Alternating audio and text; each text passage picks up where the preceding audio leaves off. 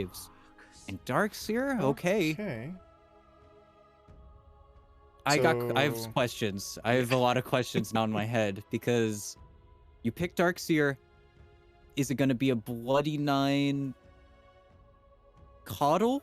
Because Darkseer Coddle does not feel like the best lane. Of course, you're gonna have now you have someone to give mana, right? You have someone to put mana into your that's ion true. shells, but you can never put an ion shell on a Coddle and then send them in. It's like the fundamental reason why you pick Darkseer with the 4 position is just dropped off the side of the earth. You know, there's no Tusk, there's no, I guess, Earth Spirit. That's on the opposing team. So I'm like, DogChamp are breaking some Dota rules here, and I'm a little bit scared because I feel like Thunder Predator aren't going to do that.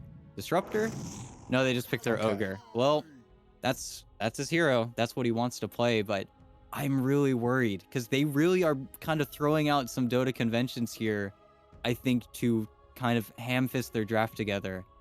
And they're playing versus arguably one of the strongest teams in the tournament. Yeah. And on that Thunder Awaken side with the Ogre, I mean they're setting up, right? They've got heroes that provide that sort of lockdown, that control where if they want to, they're going to have openings, right? Ogre in the safe lane, Earth Spirit in the off lane. You're going to be able to sort of put some pressure on these opposing heroes if you want to, and the DogChamp are going to have to be ready for that. Maybe that's part of the reason why they pick up heroes like the DK and the Darkseer. They're looking for a little bit of maybe added durability that was sorely missed in game one, but durability at the expense of conventional wisdom with your lanes, although that is a bit of a better pick. DogChamp coming in with the Phantom Lancer for Stonebank, so that's kind of what you were suggesting in the last game. Maybe you take a longer approach to this one, see if you can play for a late game timing with the PL. Obviously, 10.5 minute GG didn't really get anywhere close to that, but if you're going for the PL this time, I assume they're going to stick things out for much longer than 10 minutes. Yeah, and arguably Stonebank's top 2 heroes. I think his Wraith King is definitely his best, but this is a close second. I think TB would have also been an interesting approach for them. Maybe after seeing the Death Prophet, they think that a TB could just be too naturally pressured, even though that's the name of the game, right? You get a Scotty, you slow up the TA, you make sure she can't get into these fights too easily, and TA actually received a pretty hefty nerf. That being that her Psy Blades no longer grant her more attack range depending on how much attack range you've already picked up. So item combinations like getting the Dragon Lance or the Hurricane Pike no longer give you that ridiculous attack range, or even the Grove Bow. It's now just a flat amount. So the hero feels more like what it should have felt probably before. But at the same time, I think you really just made her worse at what she was already bad at, and she's still fantastic at what she was good at. So it's like, did she really get nerfed? We'll have to see. That's where I think Thunder Predator, they're still going to keep us guessing. They have to make the final call, though. I could undoubtedly say this is most likely going to be a Sacred Death Prophet, followed by the Matthew Earth Spirit. But then they do have to kind of poke and prod and see, okay, if we're happy with our side lanes, are we just going to pick a Dark Mago hero here? They're banning out. I think DogChamp banning out the SK is a little bit interesting just because it could be a Dark Mago mid Sand King if they really wanted to, but I think they're also just trying to cover Stonebank as much as he can because this PL pick, it feels a little bit rushed, to be honest. Even though it's supposed to be kind of your slam here, I think that they could definitely be looking around. But Thunder Predator, they also have to say, what do we do now? We've got 20 seconds left, 1 second in reserve. They're a little bit light on stuns, which is why I think the Sand King ban is pretty nice here. Oh, Ooh, yep. well, there's the Lesh. I'm excited. Lesh versus F-Blade PL. Lesh. Oh god, right. Yeah, I mean, that was already Lesh versus PL was something that you kind of like, but now with the item changes, yeah, that makes him so much more dangerous. This is going to be interesting. This does also open up maybe some uh potential laning changes, but it might just be what you were really predicting. TA could go at the 1, you could put Leshrac mid, Death Prophet in Sacred's hands, as DogChamp will grab the Warlock with their last pick. Okay. That'll be Okay, B9's so hero. Get yourself a little bit of team fight strength in there. only once they see the last track do they say that you can send the DK actually mid, which is, you know, that's pretty smart. I do like kind of the out that they're playing here. Again, my biggest concern is just that off lane where it's going to be the Darkseer and the Coddle. And now you need to buy so much time for Stonebank in a lineup that is really, really not mobile. Your mobility is when Ray gets his very early Blink Dagger, which he has to get early so he can even make plays, and then getting surged around the map. And that's your space making in this game.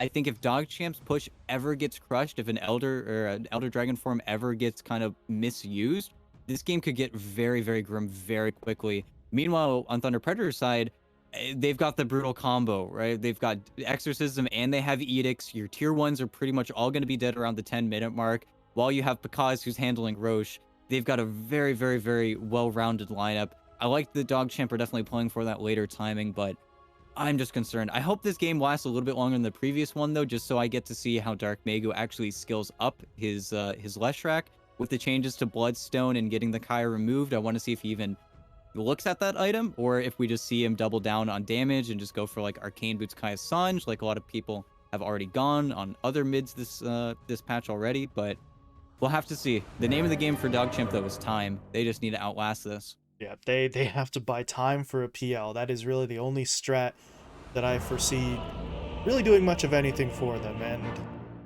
based off of what happened in Game 1, buying time was not exactly their forte, but different lineup, different scenario. We'll see if they can hit the mark this time around. They kind of have to, right? They're already down 0-1 in this best of 2. We mentioned during the draft their situation, just the 1 point ahead of the cut. So they're still not safe. The cut only, I think, have one more series where they can earn points left, but you never know. Things could happen. And if your DogChamp, one win keeping you safe is very, very tantalizing. But up against this Thunder Awaken squad, though, that win is going to be hard to come by. But we'll see.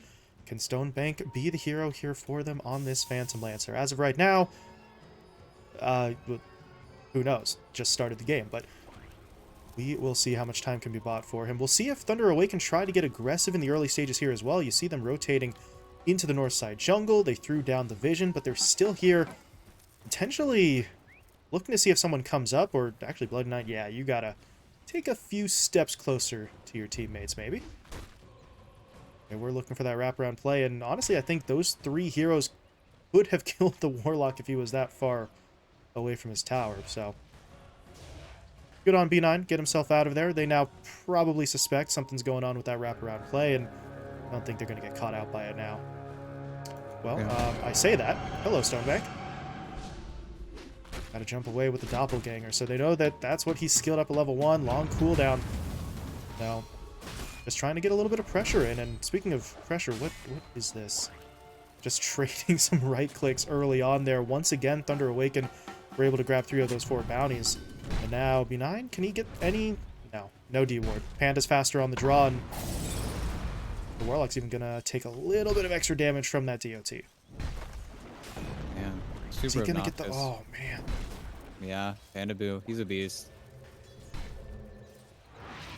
Throws his sentry down, kills the opposing sentry, kills the actual ward, and now he'll just ride his way down to the bottom lane, try and help out Pakaz here. And well, this is going to be interesting. You mentioned, I mean, he doesn't have a point in it yet, but with the Chakra Magic, Luki is going to be able to spam out that Ion Shell pretty significantly, so it does have the potential to give this TA problems, but now if you're Yarn, yeah, you need to be a little bit careful of this. He does not have a whole lot of health, and with the Ignite onto him for both the DOT and the slow, do not want to be that far forward.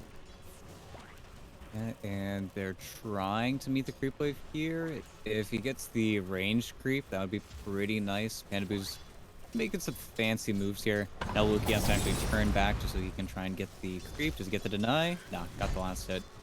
Pretty nifty stuff there, but at the same time, this Ogre pick is so nice versus the Darkseer lane just because, oh, well, you need to tank some creeps for 25 seconds, so Ogre is completely adept at that. Puts a lot of the pressure off of because he doesn't really have to ever tank for his own creeps, but at the same time, it's a Darkseer lane. You're going to draw regardless. The biggest concern is going to be once Luki gets, I think, a little bit lower mana pool-wise, once he runs out of kind of his stock, and if he doesn't have Arcane Boots or Soul Ring coming on the Courier, then he's in a little bit of danger, but that's where the hope would be with the Keeper of the Light, that you don't have those same concerns.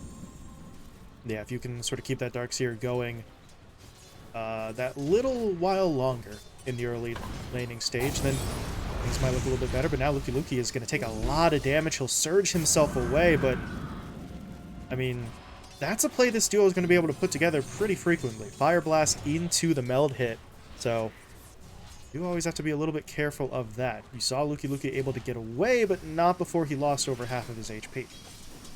Yeah, and they just need to keep on playing with the creep surplus. If they can continue to do that, well, this is a little bit rough. Doesn't look like he's going to be forced to surge, but they literally can only play with creeps. As soon as these heroes kind of get to handle the situation, or they have creeps of their own to tank, then they immediately lose the trade. It's very difficult for Luki himself to actually approach these waves. Meanwhile, take a look up at the top lane. You see Stonebank, well, trying to go to work here. 11 last hits, pretty much even with Sacred, and this is where the Warlock's going to be maybe a little bit more interesting, although as I say that, B9 is getting jumped in on. Roll forward from Matthew. Sacred's got that Siphon on him, and I think they'll have enough. 1 or 2 more hits will do it, and there it is. First blood goes Sacred's way, followed about a half second later by Pakaz and Panda taking down Luki in the bottom lane. So 2 kills on the board right off the bat for the Thunder Awaken side. Yep, and you hate to see it because, ooh, nice doppel there from Stonebank. Almost got hit. Does get Still hit by be the in kick. some trouble. Matthew, though, he took a couple of tower shots. Yeah, that drops him a little bit lower than he would have liked. Stonebank's able to finish him off, and that Shadow Word should, yeah, outpace the earn damage. So he's going to be okay for now, but, I mean, I said earn damage. That is an earn in the hands of your Earth Spirit 4 minutes into the game. So the Warlock Shadow Word is going to be nice for Stonebank in terms of extra sort of sustainability, but Matthew's going to be hitting, and speaking of Matthew, he goes mid, Panda rotates over as well, and Dark Mago's there to provide the damage as Raylalisa gets taken down. That's pretty much one of, if not the tankiest hero on the map right now for DogChamp, and he just gets piled on and still taken down.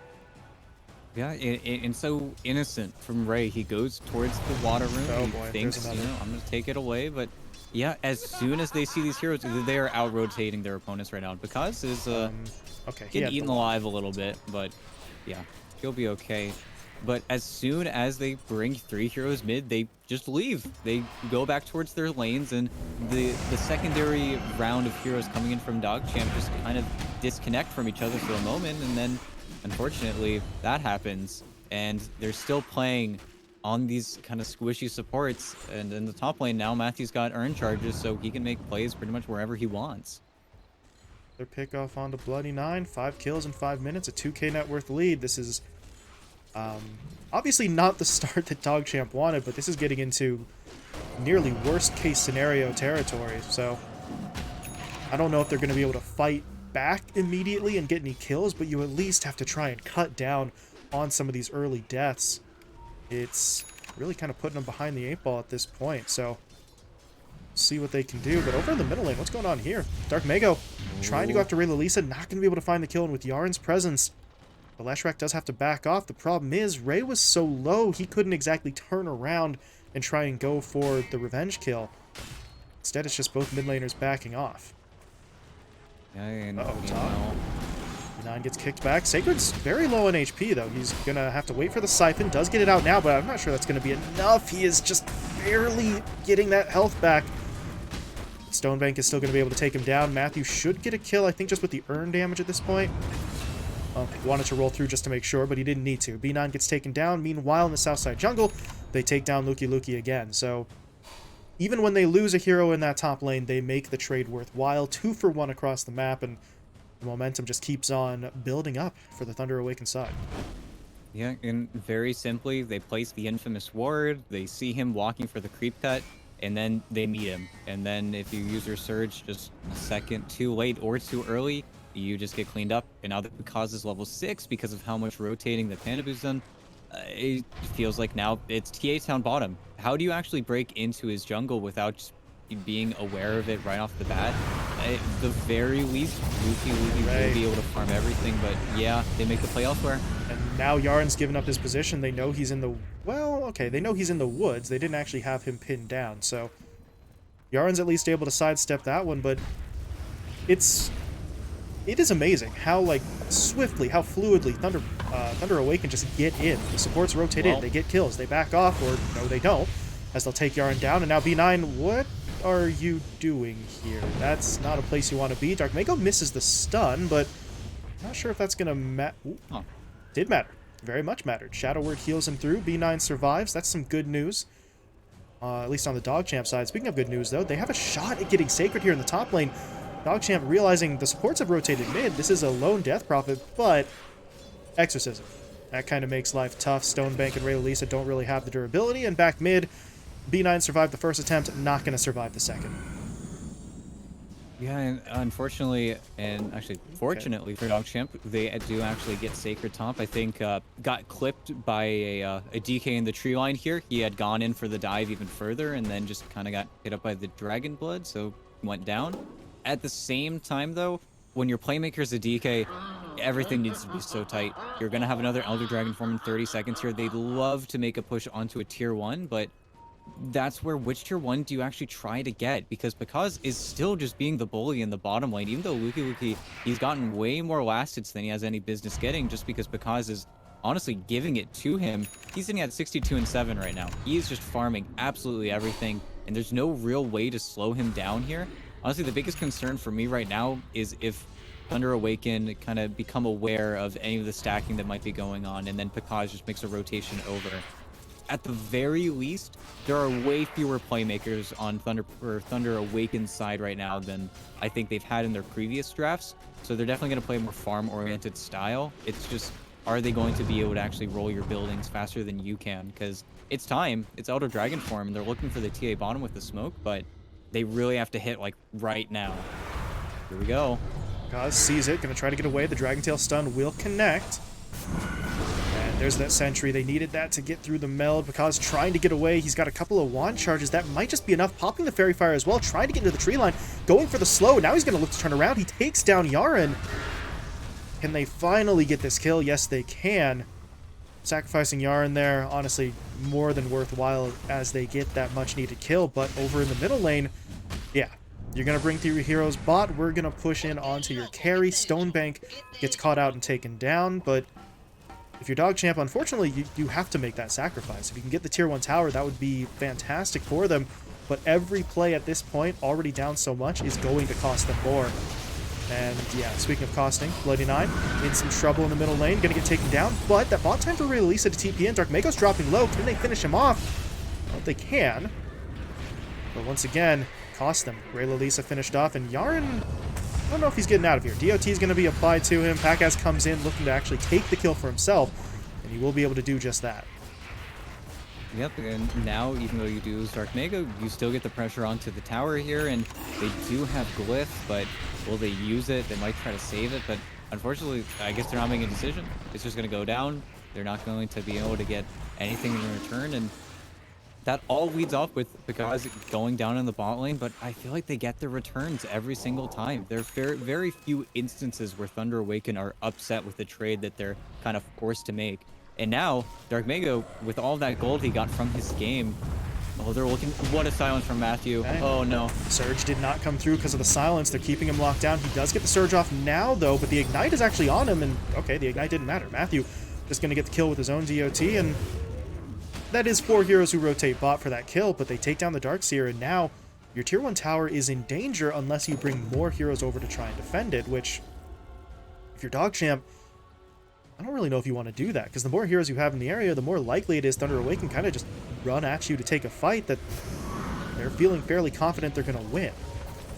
Yeah, and that's something that we don't really get to see a lot because very few teams actually take a poke at this tower, and we'll see how they end up wanting to defend it. But at the same time, it's easier to defend this tower now because of how much further out it is if you TP towards that tier 1 and get there early. But if you get there late, you can't TP towards that tier 2 and be sneaky anymore. You have to be very telegraphed with your rotations.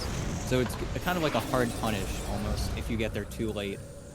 At the same time, though, hey, that's Exorcism down, you know? It was 3 TPs, but at the same time, I think they're going to be relatively happy with that. The problem is, as soon as Dark Mago fixes his mana pool, where is he going to show up on the map? Oh, Pakaz. Mana gets burned through pretty quickly, but there's the problem with the PL. You have the Diffusal.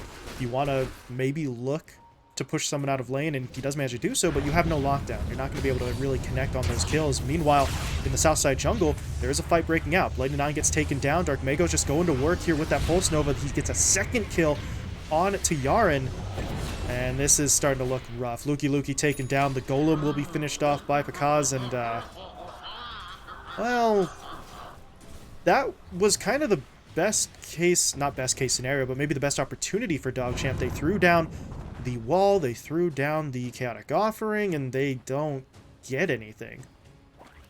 Well, it doesn't feel as hopeless as it did in the first game. It should, because it's 20-5. It's the same stat line. Like I said, it's the same pace. We're on Thunder Awaken's schedule right now.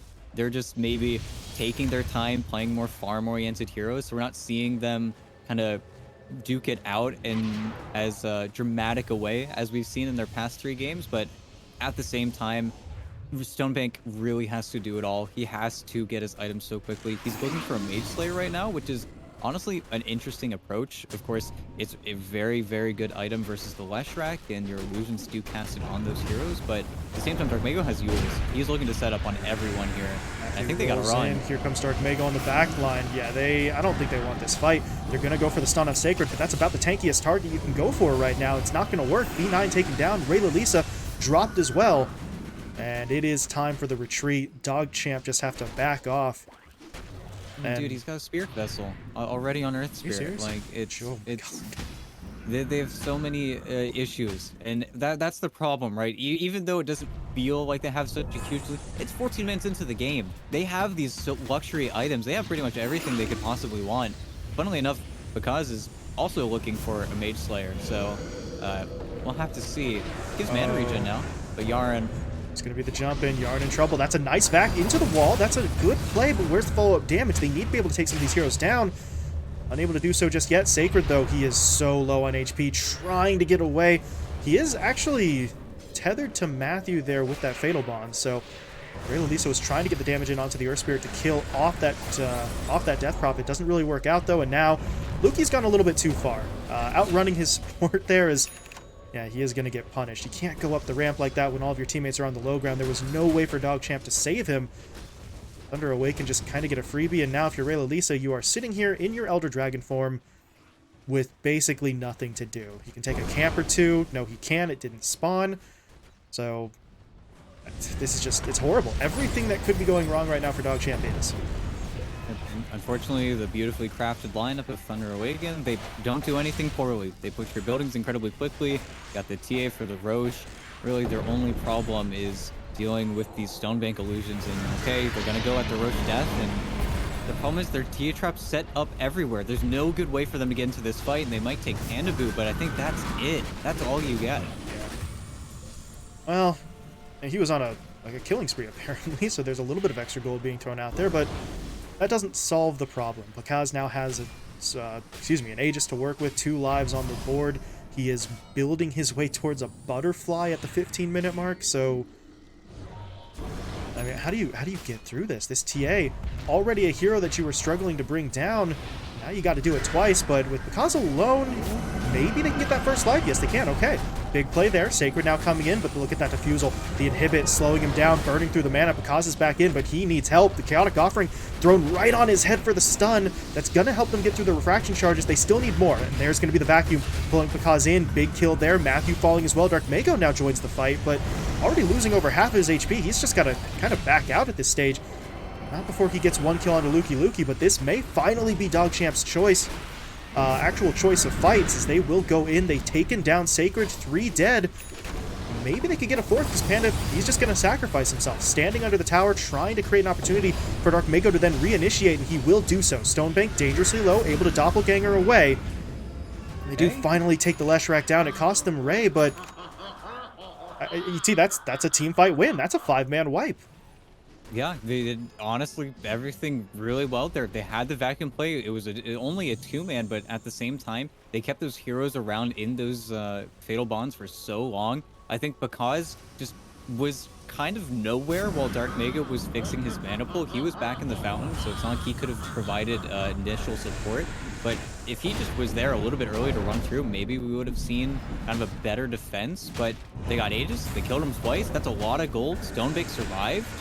That was exactly what they needed. And now Matthew's kind of throwing his life away. So, okay. He went all in for the kill on Yar and didn't get it, but he's actually not dead yet. He's just rolling his way out of here.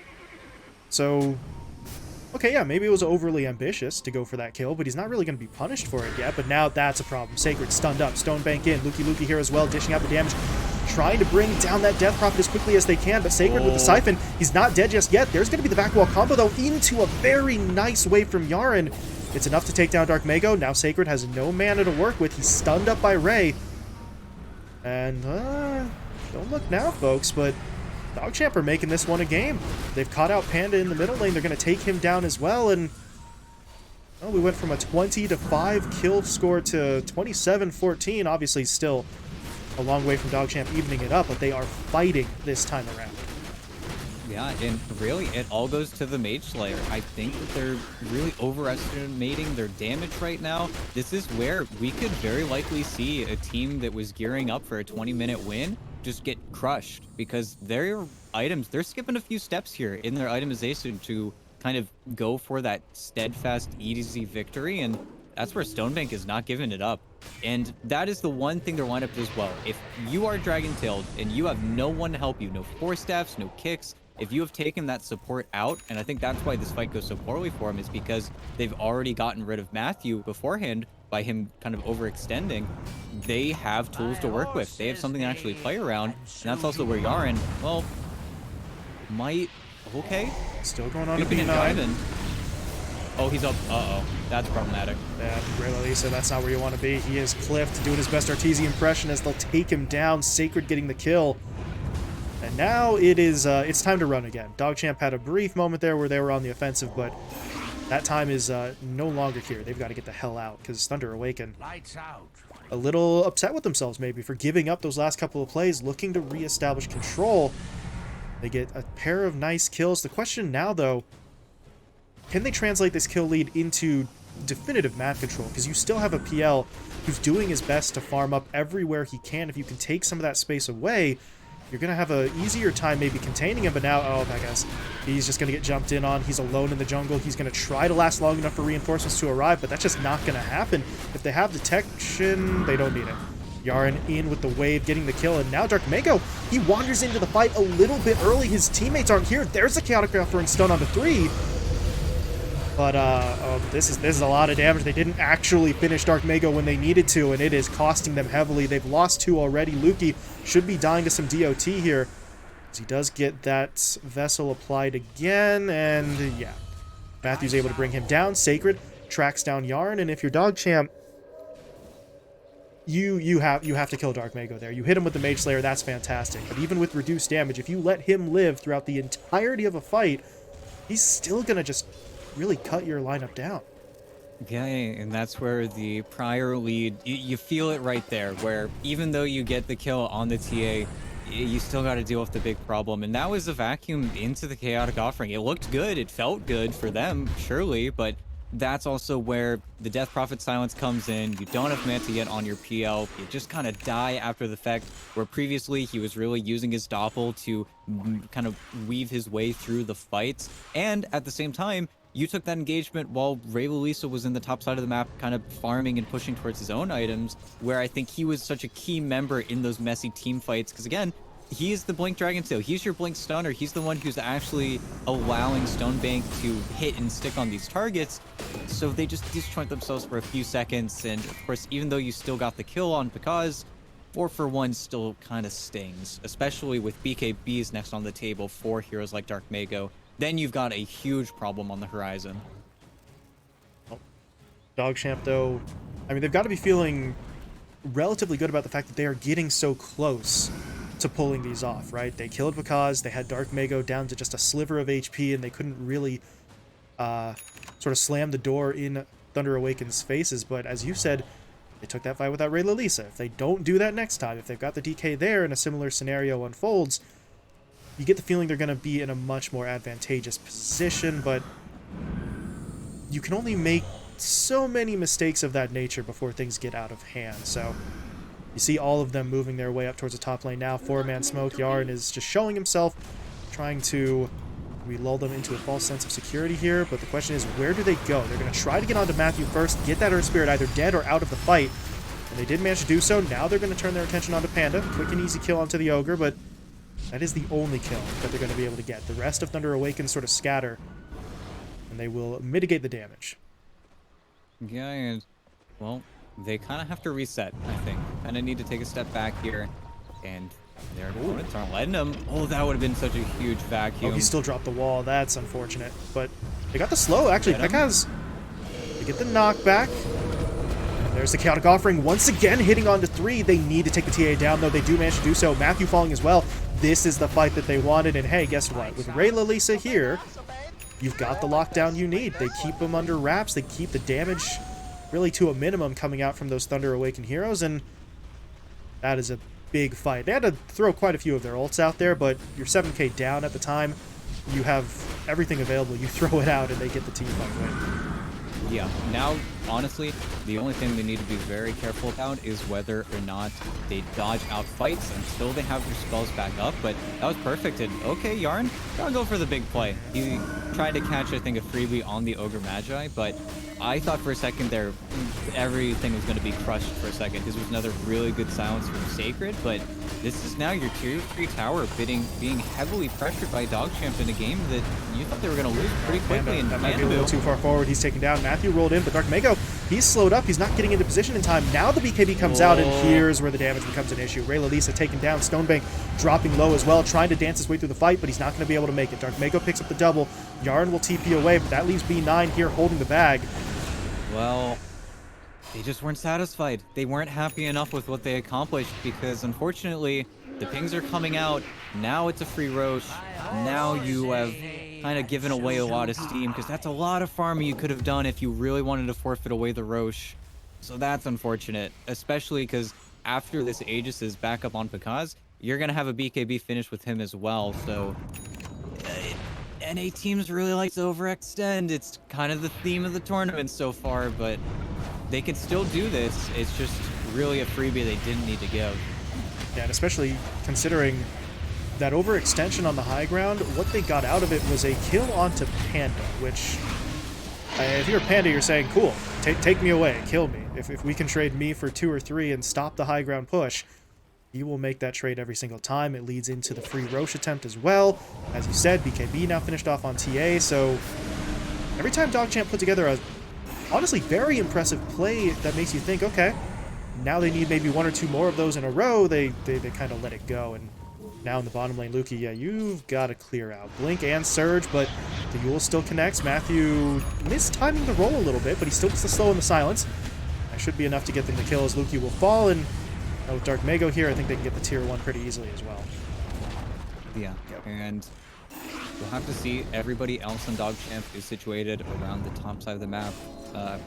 Just want to see if Pekaz kind of learns his lesson here, because if he gets picked off again, that could be another huge turning point in this game, but that's why his teammates are all smoking towards him, because they know this could be bad, but... Stun comes through before the BKB, so Pekaz, he's going to take a little bit of damage there early, but where's their detection? They don't have any right now. That's a big play from Yarn, though, on the back line. I just don't know if it's going to be enough. Tried to stall out that rotation, and Yarn's able to get away, but that's only because they were focused on canceling the TP, or denying the TP, rather, of that Dragon Knight. They take him down, and that's about as unfortunate as it gets. You go from trying to set up onto a TA to then losing a couple of your heroes. The BKB was not used. The Aegis obviously still in Pekaz's hands, so really, that was about as bad as that could have gone, ET.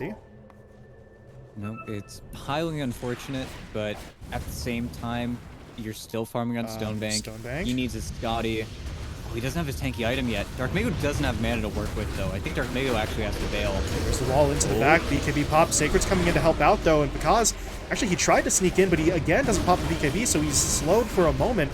Now trying to go to work onto the supports, as this fight is really starting to spread out. There's a Chaotic Offering, though, but Stonebank gets hit up by the stun. The Rolling Boulder locks him down. And Dark Mago, he's still not going to die. He gets himself out. The PL Illusions can't get the job done.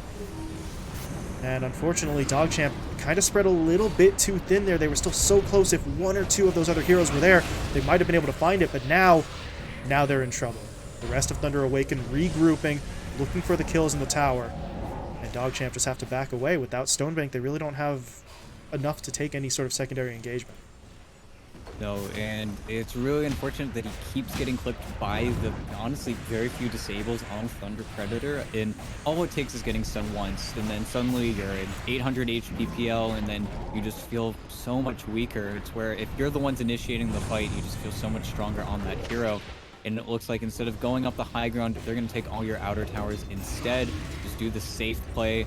Still 2 minutes on the Aegis as well. It's not like they're in any rush, and because is also looking towards an Aghanim Scepter. Okay, actually swapped it up towards a Mjolnir. I don't know if I agree with that one. Yeah, Okay, yeah. he swapped Switch it. back, switch back.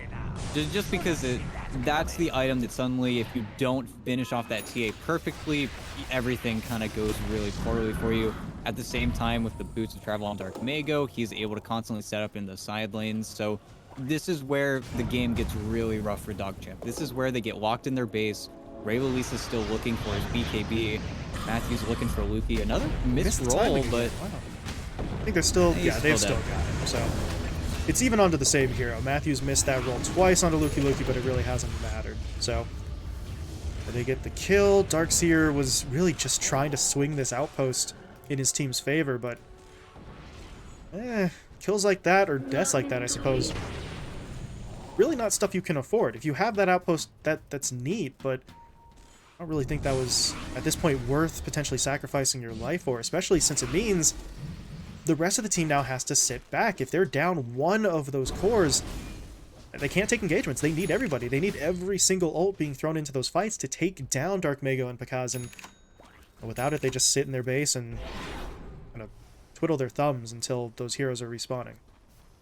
no, it definitely feels pretty bad, especially because really, even though they're not making that kind of all-out high ground push, we've seen, what, another 7,000 net worth go into their pockets, all the luxury items being completed. You've not got a full Shiva's Guard on the Leshrac.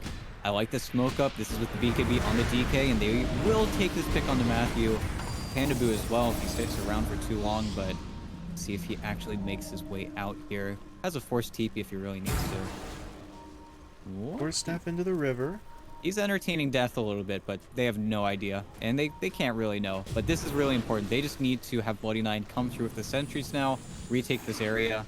Unfortunately, they did have to pop the Elder Dragon form just in case a larger fight did break out, but just means that now they get to kind of farm a little bit. That's never the bad thing on DKs. Once you get the splash damage, you can actually farm a little bit faster than you otherwise would be able to. Most importantly, Stonebank to one component away from the heart, actually only 40 gold away from the heart, and then suddenly he can stick around a lot longer in these fights.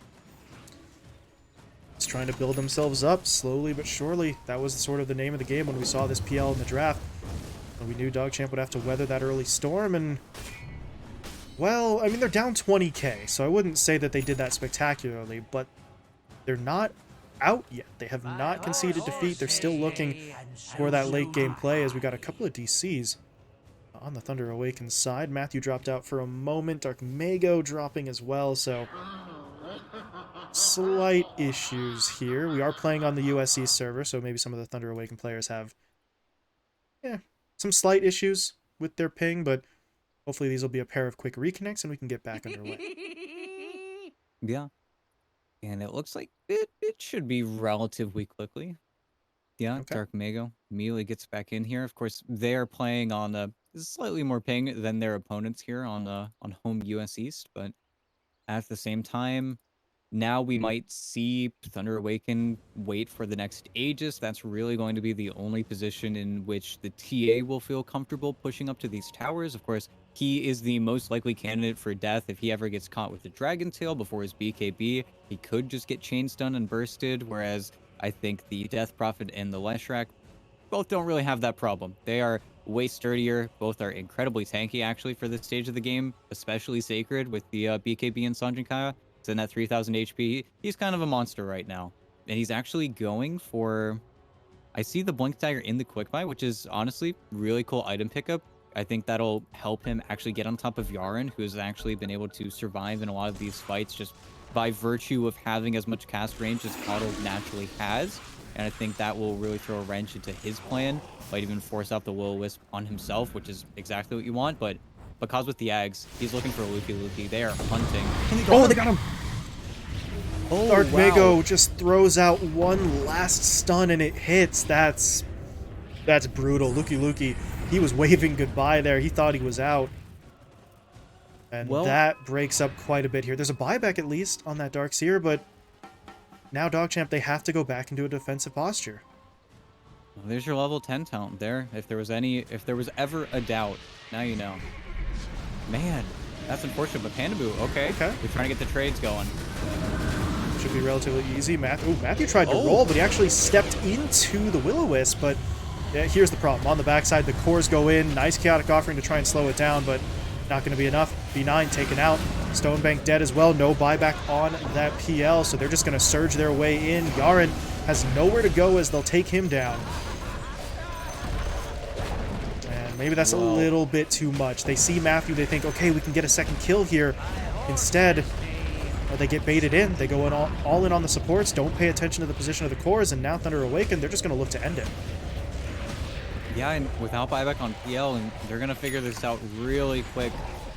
I think this might honestly just be it. They're splitting their damage right now for the express reason they want to get the glyph on the tier 4 so that way they can kill the racks easier, and I think that's where Pecans will refocus, but you're going to see how fast this dies, especially because with those kills, he got 25 on the last rack, so nothing is really going to survive this. Dark Mago's even being careful right now. He's trying to fix his mana pool for the game ending because he knows, and actually, there's a regen rune for him, so the chosen ones of Dota, they get what they need. Oh, okay, Luki's back in. He's going to try and buy some time here, and at this pace, since Thunder Awaken went for the mid lane of racks instead of just straight onto the tier 4s, DogChamp are going to have at least one more attempt at this. Their heroes are going to be respawning in time, so there will be one last fight. Presumably, it's just a question of can they get the perfect execution, especially considering the Chaotic Offering is not even remotely close to being back up. That is the downside for the Warlock trying to use it to bail his teammates out back in that bottom lane. It is now unavailable for a do-or-die fight. Yeah, it's a brutally long cooldown, and until this point, they were really on point when it came to when he was actually forced to use them, so it's really unfortunate that you ended up using the Chaotic Offering, losing Stonebank regardless, and now you're playing down 2 racks. Honestly, Thunder Awaken, they really have no kind of bad option at this point. They could just wait for the next Roche. It will be respawning in 10 seconds here. They know that. If they force DogChamp to run out of their base, well, it's going to look pretty bad, and I don't even think DogChamp will hazard to leave their base, assuming they might be able to get another Chaotic Offering off if they do wait it out. But at the same time, Thunder Awaken are looking for any mistake right now, anybody just barely outside, and you have an Ags picked up on Dark Mago as well, so I wonder if it is an Ags, and it is an Ags on the Roche who they're actually going to give it to. Death Prophet one's pretty bad, I'll be honest. Probably give it to maybe Matthew, see if he has some cool play he could muster up. Yeah, and he is going to be the one to take it. Yeah, he didn't really have too many options, I guess. Panda, Unrefined, I don't really think they care too much about that. They've got plenty of lockdown at this stage. Although, actually, Matthew did hand it off. They did give it to Sacred. Yeah, it's not the best one, not my favorite by any means, but I guess it does do some more damage, gets a little bit more more spirits out there, but it's kind of meh. When the numbers were tuned up a little bit in the same patch the Monkey King Ags was broken, it felt pretty broken, but they definitely dialed it back a ton. At the same time though, Sacred's got the Crypt Swarm cooldown talent as well as just a shred of CDR, so he has just got a 2.7 second Crypt Swarm. Really, if they wanted to, they could take this to 40 minutes and then just have a 60k net worth lead, because DogChamp are not accelerating on anyone right now. They are getting these scraps of what gets pushed into their base, and Lisa, he's gonna get the shard on Dragon Knight at least. Does 35 more damage, you know? Broken hero. Things are looking pretty rough though. Things are looking pretty grim. They're looking for kind of scraps at this point on DogChamp, whereas their opponents are just picking up luxury item after luxury item. You see Pikaz now has himself a nullifier, so I mean, at this stage, they're feeling like they're good to go. 5-man smoke, they're going to look for this final lane of racks and a team fight to maybe just end the game. And Stonebank going to get himself silenced up. That's a big pushback from Yaren, though. Pikaz can't go in initially, so they are going to buy themselves some much-needed time here. B9 does have the ult back up, and now they got to watch out. Dark Mago, he just cuts right to the chase, gets in there. Will-O-Wisp is going to be deployed, though, but the BKBs have already come out, so Sacred will continue to push his way forward. The Warlock gets silenced, no ult forthcoming. He does have a buyback, though, immediately going to be rejoining the fight, but this is getting rough already. They've lost too many. Luki dead. Stonebank goes down, and he actually doesn't have money for his buyback, so now, if you're DogChamp, I don't know about this one. They're going to lose the Chaotic Offering Golem in just a matter of seconds. They've already used really every sort of teamfight spell they have other than, I guess, the wall is here, but Luki can't throw it out, and yeah, there's going to be the GG. One last fight, but they can't really get anything going. And Thunder Awaken. Oh boy, they're in. Yarns is white TFP. Oh. Yeah. Unfortunate for them, but this is kind of the way that we saw this one going. Do have to give DogChamp quite a bit of credit for lasting significantly longer than maybe they would have based on how we were looking at these drafts, but in the end, it is still going to be a loss for them. It had 10 minutes longer than any other team in the tournament, right? So it's something. And they were turning it around for a while there. And if you look at win probability, that is a big dip. That is not something you scoff at.